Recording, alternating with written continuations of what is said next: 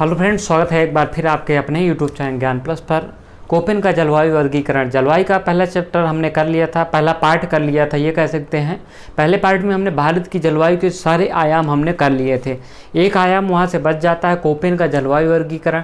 Koppen का जलवायु वर्गीकरण हम आगे जब विश्व का भूगोल पढ़ेंगे, वहाँ पे जलवायु जब पढ़ेंगे विश्व की जलवायु, तो वहाँ पे इसको विस्तृत में लेंगे। लेकिन यहाँ पे भारत की जलवायु से संबंधित अक्सर कोपेन की जलवायु संबंधित प्रश्न पूछ लिया जाता है। प्रश्न पूछा जाता है कि ई प्रकार की जलवायु कहाँ पाई जाती है, इसकी विशेषता क्या होती है, तो आप फंस जाएंगे अगर आप कोपेन का जलवायु वर्गीकरण नहीं पूछ। और अक्सर एग्जाम में यहाँ से प्रश्न बनते रहते हैं, CWG प्रकार की जलवायु कहाँ पाई जाती है, उष्णकटिबंधीय प्रकार की जलवायु कहाँ पाई जाती है, मध्य अक्षांशीय प्रकार की जलवायु कहाँ पाई जाती है। तो ये अक्सर एग्जाम में यहाँ से प्रश्न बनते रहते हैं। आप निश्चित रूप से जब तक कोपेन का जलवायु वर्गीकरण नहीं करेंगे, नॉर्मल जलवायु के प्रश्न का तो आप आंसर पिछली वीडियो देख के दे पाएंगे, लेकिन कोपेन का जलवायु वर्गीकरण आप का यहाँ से अगर कोई प्रश्न पूछता है तो आप नहीं दे पाएंगे। इसलिए हम यहाँ पे कोपेन का जलवायु वर्गीकरण लें। कोपेन कौन थे इसके बारे में हम जानेंगे। जलवायु हमने देख ली है, जलवायु, मौसम, ये सारी चीज़ें क्या होती है हमने पिछली वीडियो में देख ली है। अगर आपने नहीं देखी है वीडियो तो आई बटन में जाके या तो नीचे डिस्क्रिप्शन लिंक में आप जाके उस वीडियो को पा सकते हैं। फिलहाल हम आगे बढ़ते हैं। कोपेन का जलवायु वर्गीकरण क्या था और कोपेन ने किस प्रकार से जलवायु का वर्गीकरण किया था। इन्होंने विश्व की जलवायु का वर्गीकरण किया था। इसी विश्व की जलवायु के वर्गीकरण के अनुसार भारत की जलवायु का वर्गीकरण किया गया है, जो कि कोपेन का जलवायु वर्गीकरण कहलाया।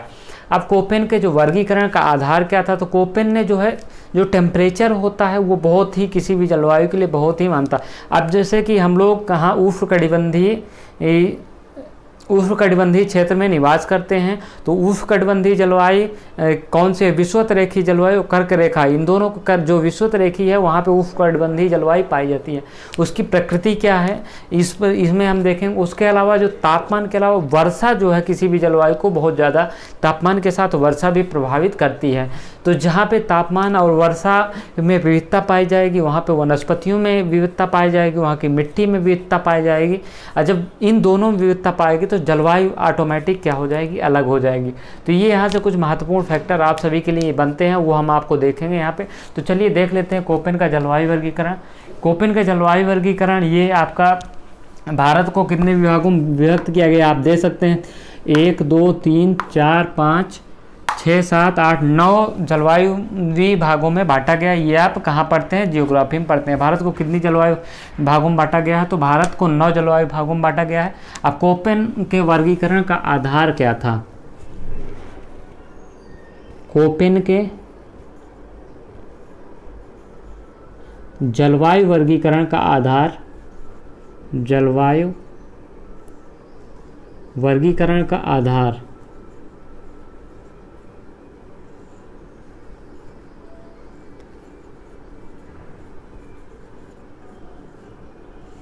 जलवायु वर्गीकरण का आधार आपके पास दो चीज़ें हैं। पहला तो तापमान है, तापमान के अलावा जो दूसरा महत्वपूर्ण फैक्टर है वहाँ पे वर्षा है। तापमान और वर्षा ये सबसे ज़्यादा प्रभावित करती है किसी भी जलवायु को। अब इन दोनों में जो दोनों में क्या समानता, इसी हिसाब से किसी भी क्षेत्र में वनस्पति बनती है जो तापमान रहेगा और जलवायु। जैसे कि हम सदाबहार वन देखते हैं, पर्णपाती वन देखते हैं, ये सब किस प्रकार की, जब वहाँ पे तापमान कैसा रहेगा, वर्षा कैसे रहेगी, उसी हिसाब से वनस्पतियाँ वहाँ पे पाई जाए। अगर आप किसी स्थान का तापमान और वर्षा जान लेते हैं तो आप निश्चित रूप से वहाँ की वनस्पतियाँ बता सकते हैं। अभी हम यहाँ पे देखेंगे किस प्रकार की वनस्पति कहाँ पाई जाएगी, सिर्फ और सिर्फ कोपेन का जलवायु वर्गीकरण करके।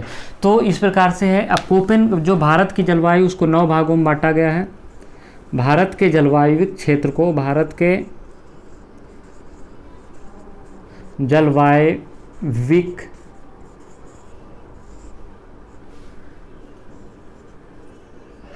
क्षेत्रों को 9 भागों में बांटा गया है।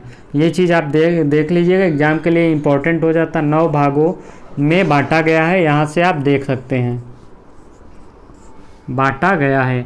अब एक चीज़ और देखना है कि कोपेन ने इनको किस किस भागों में बांटा गया है। आखिर हमने DFC लिया है, C लिया है, A लिया है, B लिया है, तो ये सारी इन सब का मतलब आखिरकार क्या हो जाता है, ये चीज़ हमें जानना बहुत ही आवश्यक हो जाता है कि इन सब चीज़ों का आखिरकार क्या मतलब होता है। तो ये सारी चीज़ें हमको जानना, क्योंकि इसके बिना आप ये अंदाज़ा नहीं लगा पाएंगे कौन सी जलवायु कहाँ पाई जाती है। तो हम इसको यहाँ से रफ करते हैं, और कोपेन के जलवायु को इन्होंने कैपिटल और स्मॉल लेटर्स के रूप में इन्होंने विभाजित किया। जैसे यहाँ पे ए हो गया, ये कैपिटल में है, डब्ल्यू आपका स्मॉल में।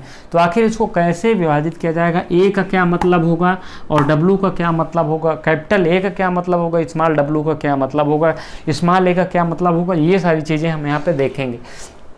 तो चलिए हम भारत के जलवायु क्षेत्र और इनके प्रभावित करने वाले फैक्टर्स को अभी रफ कर देते हैं। और कोपेन का जो जलवायु वर्गीकरण है, हम पहले इन सब का मतलब आपको बता दें कि कैपिटल डी क्या होता है, कैपिटल एफ क्या होता है, ये सारी चीज़ें उसके बाद हम आपको अलग से करवाते हैं। इसको चलिए हम यहाँ पे देख लेते हैं कि ई जलवायु जब कोपेन का आप जलवायु वर्गीकरण देखेंगे तो ई कौन सी जलवायु होती है, ई टुंड्रा होती है। अब टुंड्रा में क्या होता है, टुंड्रा, ई मतलब टुंड्रा प्रकार की जलवायु होती है, यानी कि ध्रुवीय प्रकार की जलवायु से आप कह सकते हैं। यहाँ पे हमने कोपेन का जलवायु वर्गीकरण यहाँ पे मिटा देते हैं अभी फ़िलहाल। इसके बाद हम इन सबको एक अलग चार्ट के माध्यम से, ये सारी जो जलवायु हम अभी करा रहे हैं इसको सबको चार्ट के माध्यम से आपको दिखाएंगे। लेकिन अभी फ़िलहाल भारत की जो जलवायु की प्रकृति है इसको हम आपको समझा देते हैं। तो ई टुंड्रा प्रकार की जलवायु होती है, या इसे आप कह सकते हैं ध्रुवीय प्रकार की जलवायु, ध्रुवीय प्रकार की जलवायु, ध्रुवीय प्रकार की जलवायु। अब यहाँ पे ध्रुवीय प्रकार की जलवायु का क्या असर है, तो ध्रुवीय प्रकार की जलवायु का क्या होता है, यहाँ पे ये तो जम्मू कश्मीर और हिमाचल प्रदेश का कुछ पार्ट आता है।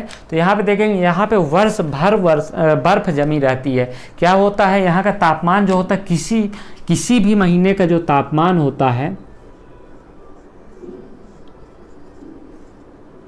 किसी भी माह का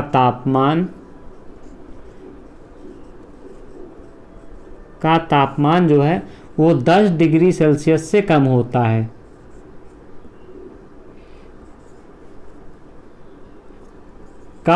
है। यानी कि यहाँ पे किसी भी महीने का जो तापमान है वो 10 डिग्री सेल्सियस से क्या होता है, नीचे होता है। यानी कि कोई भी महीने का तापमान 10 डिग्री सेल्सियस से ऊपर नहीं होता है। तो ये ई प्रकार की, यानी कि टुंड्रा प्रकार की जलवायु की विशेषता है। यानी कि ई प्रकार की जलवायु, आप उसे ध्रुवीय प्रकार की जलवायु, टुंड्रा प्रकार की जलवायु कह सकते हैं। यहाँ पे किसी भी माह का जो उच्चतम तापमान होता है वो 10 डिग्री से कम होता है। तो ये ई प्रकार की जलवायु की विशेषता होगी। यहाँ पे लगभग आप कह सकते हैं वनस्पतियों का अभाव पाया जाता है, क्योंकि वर्ष भर क्या होता है कि बर्फाच्छादन रहता है, यानी कि वर्ष भर जो है बर्फ यहाँ पे जमी रहती है। तो ये ई प्रकार की जलवायु की विशेषता हो गई। अब हम एक और जलवायु प्रकार की विशेषता देखते हैं। ये भी हिमालय का पार्ट है, जो कि अरुणाचल प्रदेश का ऊपरी पार्ट है, यानी कि जो उत्तरी पार्ट है हिमाचल प्रदेश का। यहाँ पे आपको यहाँ पे ये जलवायु, यहाँ की भी कुछ विशेषता है, आपको ध्यान रखिएगा। तो अब हम DFC प्रकार की देख लेते हैं। तो डी का यहाँ क्या मतलब होगा, यहाँ पे 3 टर्मिनोलॉजी का यूज किया गया है, DFC। तो यहाँ पे डी का क्या होगा, ये चीज़ आप देख लीजिए। सबसे पहले जो डी प्रकार की होगी वो वहाँ पे हमने टुंड्रा, और डी प्रकार की जो जलवायु होती है टैगा प्रकार की जलवायु होती है। टैगा प्रकार की जलवायु, टैगा प्रकार की जलवायु यहाँ पे पाई जाएगी। अरुणाचल प्रदेश का उत्तरी भाग हम यहाँ पे कर रहे हैं। डी का मतलब होगा कि क्या होगा कि टैगा प्रकार की जलवायु। अब यहाँ पे एफ का क्या, ये एफ आपका स्मॉल एफ है। स्मॉल एफ का मतलब होता है पर्याप्त वर्षा। यहाँ पे वर्षा का बहुत अभाव पाया जाता है, क्योंकि यहाँ पे वर्षा नहीं, बहुत कम होती है, ना के बराबर होती है। यहाँ पे क्या होगा, वर्षा की अधिकता कह सकते हैं, पर्याप्त वर्षा जिसे कहते हैं आप। तो पर्याप्त वर्षा यहाँ पे होती है, ये चीज़ आपको देखना है। यहाँ पे वर्षा कैसे होती है, पर्याप्त वर्षा होती है। इसके अलावा सी यहाँ पे एक और टर्मिनोलॉजी बच रही है, उसका क्या होगा कि किसी एक महीने का जो टेम्परेचर होता है वो 10 डिग्री का होता है। किसी भी एक महीने का, किसी एक माह का तापमान जो होता है वो 10 डिग्री सेल्सियस होता है।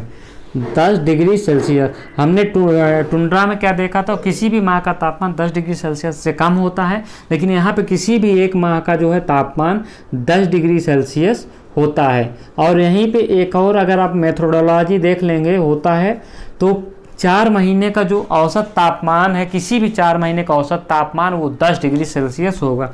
इसे आप इस तरह से देख सकते हैं, 4 माह का औसत तापमान 10 डिग्री सेल्सियस होगा। औसत तापमान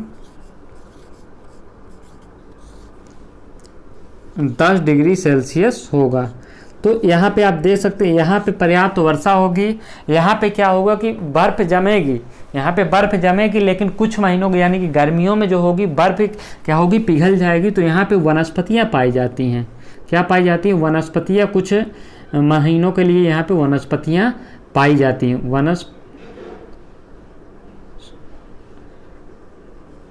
वनस्पतियाँ यहाँ पे क्या होंगी, पाई जाएंगी। तो ये यहाँ पे डीएफसी प्रकार की जलवायु हो गई। अब हम बात कर लेते हैं, तो यहाँ पे आप देखेंगे कि यहाँ वनस्पतियों का लगभग अभाव पाया जाएगा, लेकिन यहाँ पे वनस्पतियाँ पाई जाती हैं।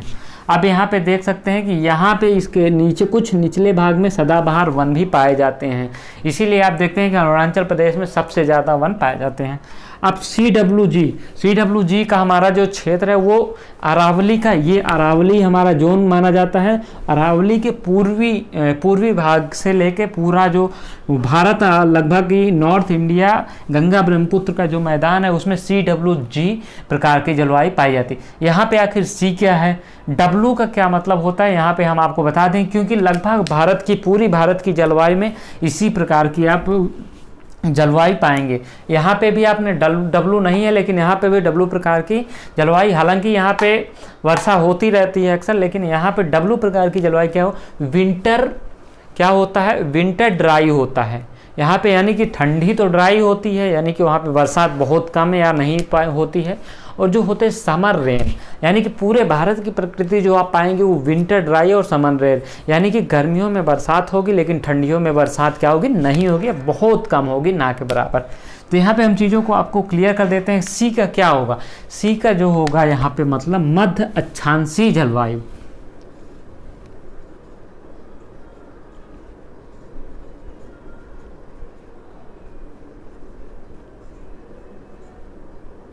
मध्य अक्षांशीय जलवायु। अब मध्य अक्षांशीय जलवायु हो गई। ये मध्य अक्षांशीय जलवायु क्यों कही जाती है, क्योंकि कर्क रेखा के ऊपर अवस्थित है, कर्क रेखा के उत्तर की ओर अवस्थित है। कर्क रेखा का हमारा क्या होगा, ये यहाँ से होती हुई ऐसे जाती है, तो कर्क रेखा के उत्तर की ओर और थोड़ा सा भाग दक्षिण की ओर भी इसमें शामिल हो जाता है। तो इसकी जो जलवायु होगी मध्य अक्षांशीय जलवायु पाई जाती है। तो सी का क्या मतलब होगा, मध्य अक्षांशीय जलवायु। अब डब्लू का मतलब हमने आपको बता दिया है, क्या बता दिया है, डब्लू का मतलब हम यहाँ पे आपको डिटेल में बता देते हैं, चलिए, जिससे कि आपको समझने में आसानी हो, क्योंकि पूरी हर जगह डब्लू आप पा जाएंगे। तो डब्लू का मतलब क्या होता है, डब्लू का मतलब यहाँ पे हो गया समर रेन, हम हिंदी में लिख दे रहे हैं, आप इंग्लिश में भी लिख सकते हैं। समर रेन यानी कि समर में यानी कि गर्मी में वर्षा होगी, और विंटर में क्या होगा, समर रेन होगा और विंटर क्या होगा, ड्राई।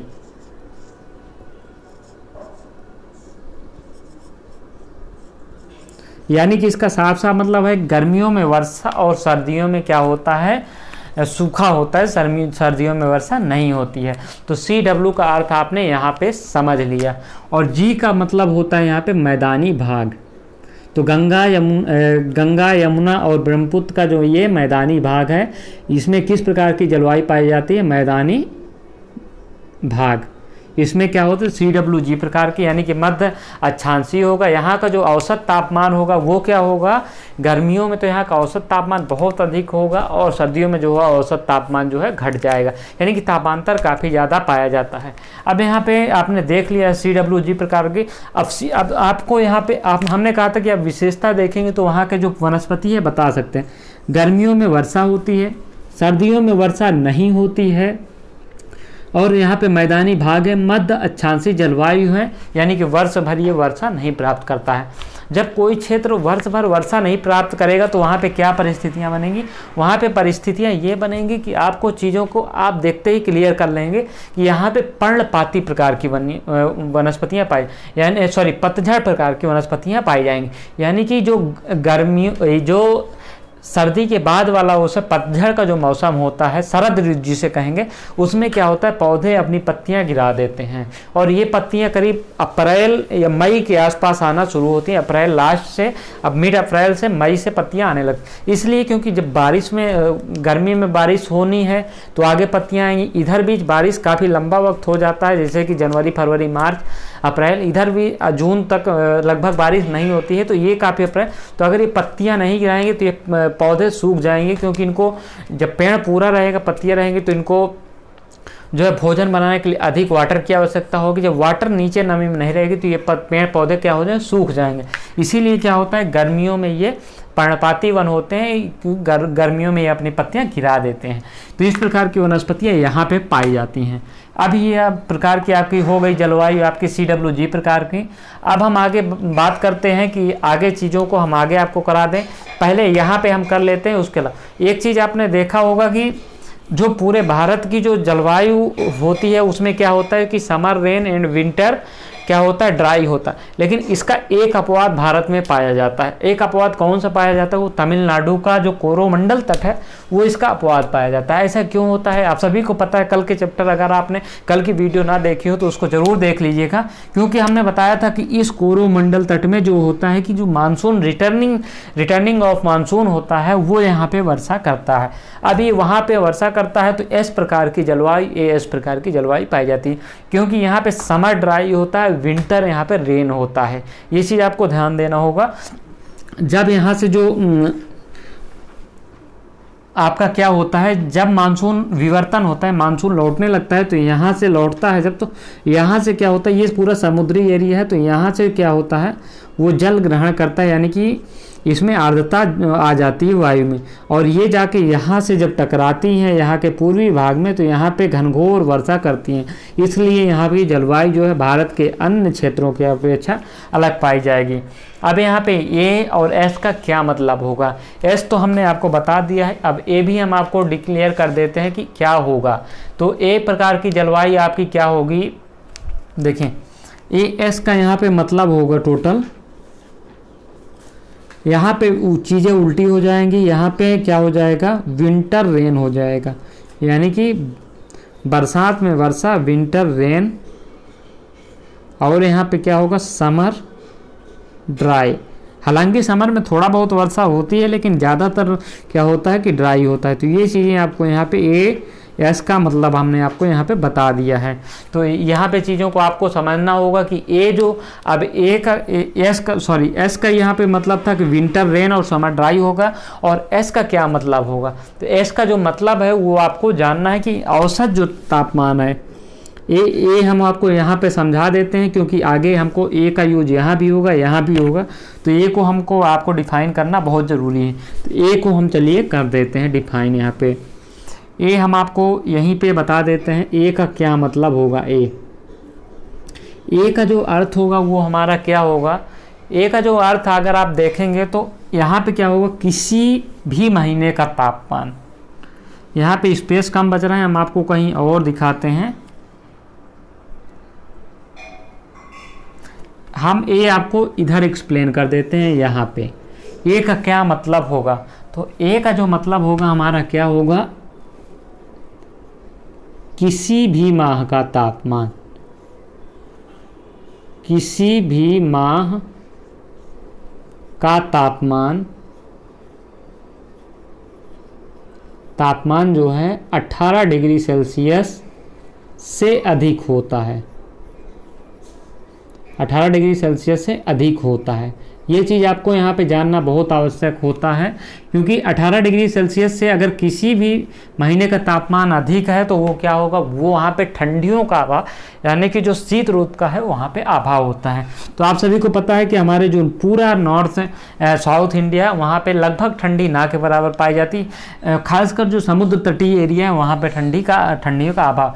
तो यहाँ पे हमने आपको बता दिया कि ए का मतलब क्या होगा। अब इसी ए का मतलब यहाँ पे भी होगा, इसी ए का जो मतलब होगा ये यहाँ पे होगा, और ए का मतलब यहाँ पे भी होगा। तो किसी भी माह का, इस पूरे एरिया में किसी भी माह का तापमान क्या होता है, 18 डिग्री सेल्सियस से अधिक होता है, यानी कि यहाँ पे ठंडियों का जो है अभाव पाया जाता है।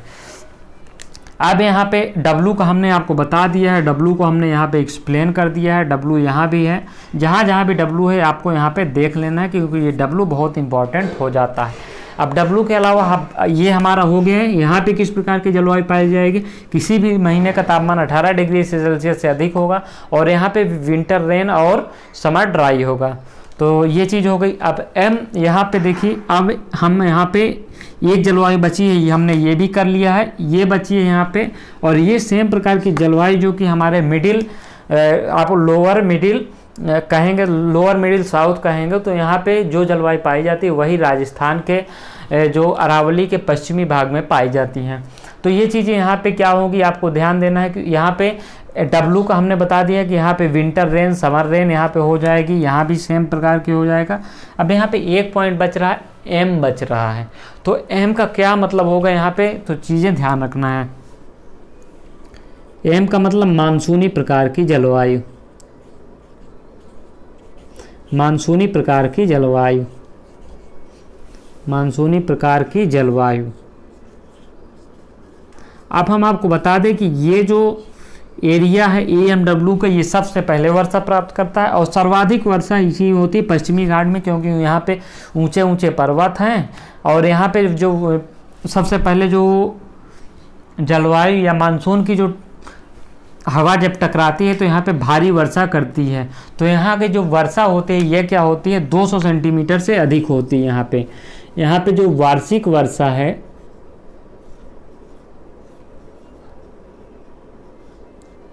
वो 200 सेंटीमीटर से अधिक होती है, सेंटीमीटर से अधिक होती है।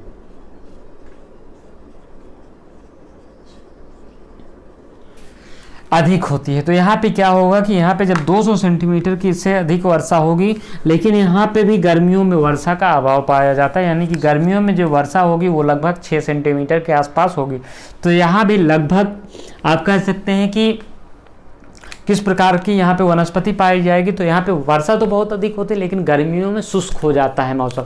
तो यहाँ पे जो चीज़ें वनस्पतियाँ बनेगी वो आप कह सकते हैं किस प्रकार की बनेगी, पर्णपाती वनस्पतियाँ भी पाई जाएंगी यहाँ पे, और सदाबहार प्रकार की पर्णपाती जो वनस्पतियाँ यहाँ पे पाई जाएंगी। तो आप यहाँ पे देख सकते हैं, यहाँ पे जो होता है यहाँ पे तापमान बहुत अधिक नहीं बढ़ता है, तो यहाँ पे जो होती हैं जो तट हैं वहाँ पे क्या होते हैं, सदाबहार वन पाए जाते हैं, क्योंकि वहाँ वर्षा अधिक और टेम्परेचर कम होता है। तो ये प्रकार की जलवायु हो गई, हमने सारी प्रकार की जलवायु पा गई। एक जो यहाँ पे वर्षा अधिक होने के कारण यहाँ पे बस इतने भाग में क्या होता है कि सदाबहार वन पाए जाते हैं। अब हम शुष्क वन, हमारा राजस्थान का जो पश्चिमी एरिया है वो हमारा बाकी रह गया, बाकी हमने सब कर लिया है। तो उम्मीद है कि आपको चीज़ें समझ में आ रही होंगी, क्लियर हो रही होंगी। ये आपको एग्जाम के दृष्टि से बहुत इंपॉर्टेंट हो जाता है, इसको कोई जल्दी समझाता नहीं, लेकिन हम यहाँ पे आपके लिए सिर्फ आपके लिए लेकर आए हैं। तो यहाँ पे आपको देखना जरूरी हो जाता है कि क्या होता है। तो अब यहाँ पे सबसे पहला एक टर्म है बी, यहाँ पे भी, यहाँ पे भी, यहाँ पे, ये 3 जगह है। तो बी का जो होगा वो क्या होगा, सबसे बड़ी बात ये है। तो बी का यहाँ पे मतलब क्या होगा कि जहाँ पे यहाँ वर्षा से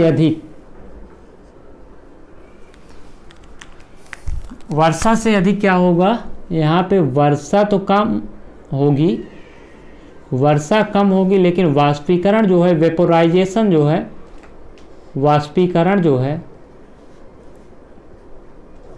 वाष्पीकरण क्या होगा, वो अधिक होगा। यानी कि वर्षा जितनी होगी उससे ज़्यादा क्या होता है, वाष्पीकरण हो जाता है। तो इसलिए यहाँ पे क्या होते हैं कि यहाँ पे बहुत कम वनस्पतियों का लगभग अभाव होता है, या कटीली प्रकार की वनस्पतियाँ पाई जाती हैं जिनको जल की आवश्यकता बहुत कम प्रकार की होती है। वो नाइट्रोजन, वहाँ पे पृथ्वी में नाइट्रोजन का भी अभाव पाया जाता है, इसलिए कीट पतंगे खा के यहाँ पे जो पेड़ पौधे हैं वो अपना जीवन व्यतीत करते हैं। तो यहाँ पे बी प्रकार से हो गया क्या, वर्षा। अब डब्लू प्रकार के, यहाँ पे डब्लू का आपको मतलब पता ही है कि समर रेन,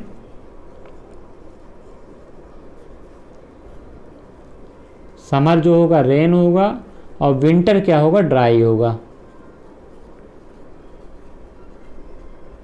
विंटर ड्राई होगा। अब उसके अलावा एच क्या होगा, एच यहाँ पे महत्वपूर्ण है। तो एच का आप क्या अनुमान लगा सकते हैं, एच जो होगा हार्ट होगा।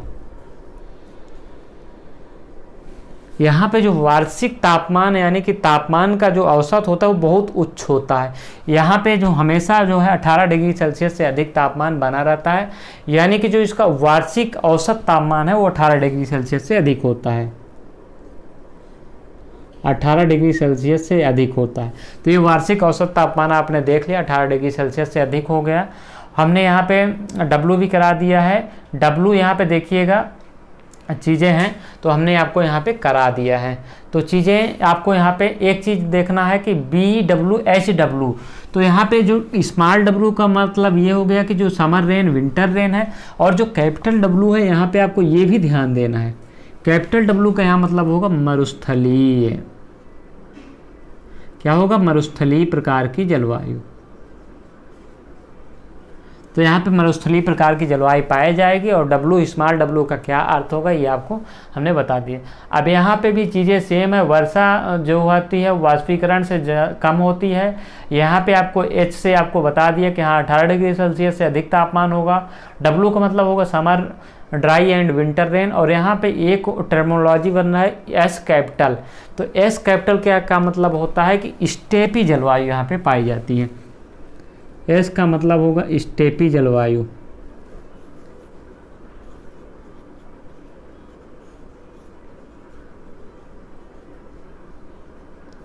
स्टेपी जलवायु यहाँ पे होती है। यहाँ पे जो वर्षा होती है वो क्या होगी, वर्षा जो होगी 100 सेंटीमीटर होगी,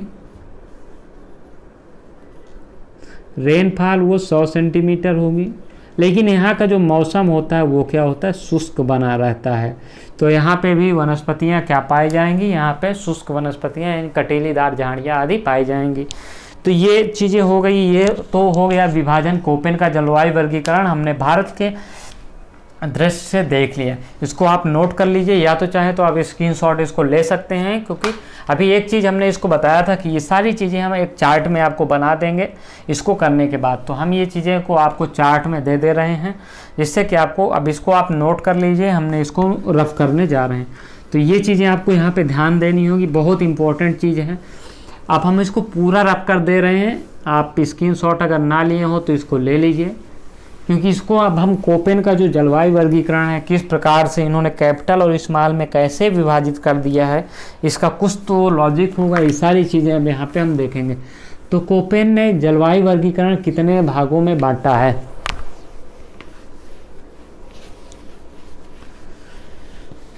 तो कोपेन का जलवायु वर्गीकरण इन्होंने कितने 5 कैपिटल वर्णों में बांटा है, यानी कि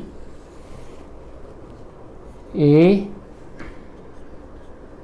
डी सी डी और ई। हमने वहाँ पे ई देखा तो हम चलिए ई से ही शुरू कर लेते हैं। ई कौन सी प्रकार की जलवायु रही, इसे तो आप टुंड्रा जलवायु कह सकते हैं, टुंड्रा जलवायु।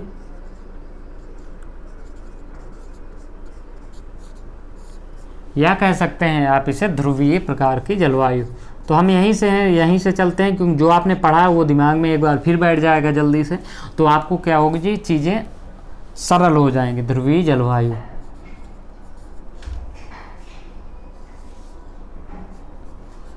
टुंड्रा या ध्रुवीय जलवायु यहाँ पे पाई जाती हैं।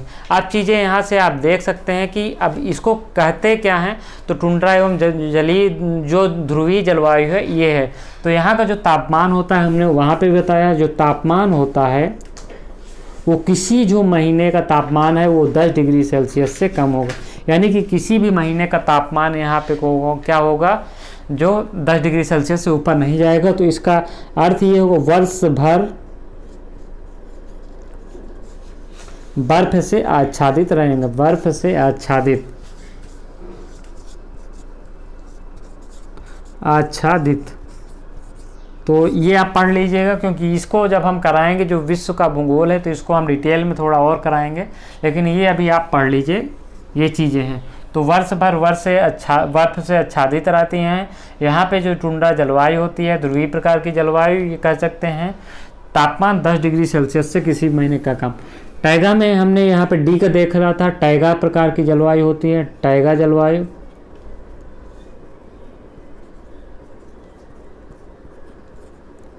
यहाँ किसी भी माह का जो टेम्परेचर होता है, तापमान, वो 10 डिग्री सेल्सियस होता है। जो किसी भी माह का जो टेम्परेचर होता है वो 10 डिग्री सेल्सियस होता है। ये चीज़ आपको ध्यान रखना है, 10 डिग्री सेल्सियस। अब यहाँ पे चीज़ों को बात कर लें तो यहाँ पे जो बर्फ़ है वो कुछ माह के लिए यहाँ पे क्या होती है, पिघल जाती है। बर्फ़ जो है, बर्फ़ गर्मियों में पिघल जाती है, गर्मियों में पिघल जाती है, बर्फ़ गर्मियों में पिघल जाती है। ये चीज़ अब देखेंगे, जब बर्फ़ गर्मियों में पिघल जाती है तो क्या होगा, चीज़ें आगे चीज़ें क्या होगी, हमारे लिए आसान होगी। यानी कि यहाँ पे कुछ वनस्पतियाँ पाई जाएंगी, कुछ वनस्पतियाँ गर्मी के महीनों में पाई जाएंगी, जब बर्फ़ क्या होगा, पिघल जाएगी, वनस्पतियाँ पाई जाएंगी। तो यहाँ पे ये चीज़ें होंगी, पाई जाएंगी। तो इस प्रकार से क्या होंगी, वनस्पतियाँ यहाँ पे पाई जाएंगी। यहाँ पे तापमान 10 डिग्री सेल्सियस से अधिक होगा। लेकिन जो यहाँ पे जो होता है ठंडियों में टेम्परेचर, जो इसका औसत तापमान है, इसमें टेम्परेचर 3 से 10 डिग्री सेल्सियस के बीच में पाया जाता है। तो ये चीज़ आपको ध्यान रखना है यहाँ पे चीज़ें। तो डी में क्या हो गया, चीज़ें हमने प्रकार दें, आपको टुंड्रा प्रकार की जलवायु, टैगा प्रकार की जलवायु पाई जाएगी। यहाँ पे जो टेम्परेचर होगा वो 10 डिग्री सेल्सियस से अधिक होगा। और यहाँ पे क्या होगा कि चीज़ें बर्फ़ गर्मियों में पिघल जाएगी। और चीज़ें क्या होगी कि कुछ वनस्पतियाँ जब गर्मियों में बर्फ़ पिघल जाएंगी तो वो पाई जाएंगी। तो अब सी में देखते हैं,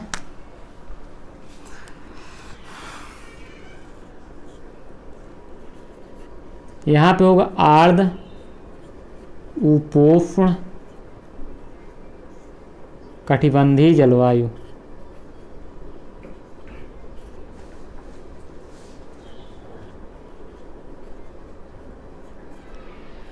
अब यहाँ पे आर्द्र उपोष्ण कटिबंधीय जलवायु का क्या तात्पर्य है, ये चीज़ आपको यहाँ पे जानना है। तो यहाँ का जो टेम्परेचर है वो बहुत कम नहीं रहता है, यानी कि जहाँ के औसत तापमान की अगर हम बात करते हैं तो तापमान यहाँ पे 8 से 18 डिग्री सेल्सियस पाया जाता है।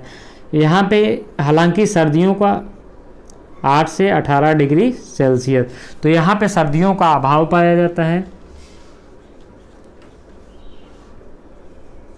सॉरी, सर्दियों का नहीं, गर्मियों का अभाव,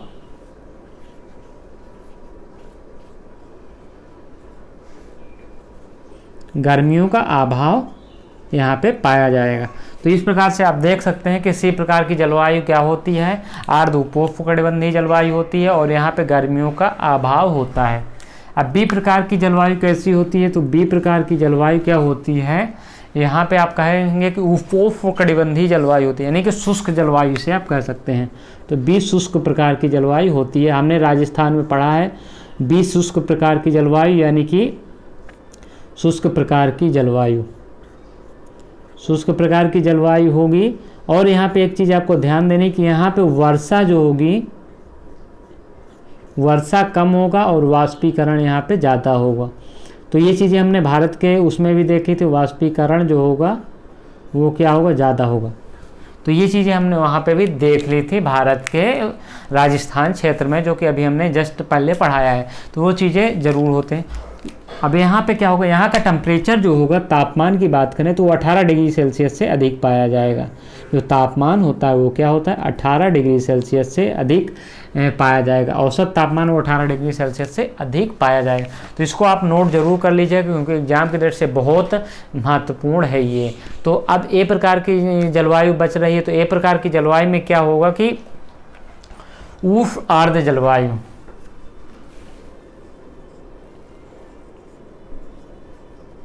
उष्ण आर्द्र जलवायु,